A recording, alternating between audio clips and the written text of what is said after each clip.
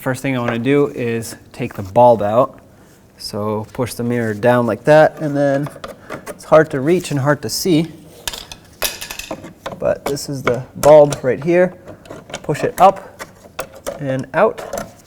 Stick a plastic trim tool in here and pry it out on this side. Now take this piece, slide it forward this way.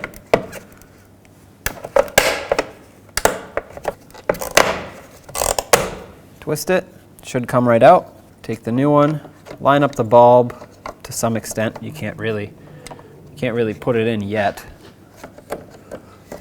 but line it up as best as you can. Slide it in, make sure that tab hooks in, press it on. Now flip the mirror back like this and slide the bulb in, just like that. Perfect.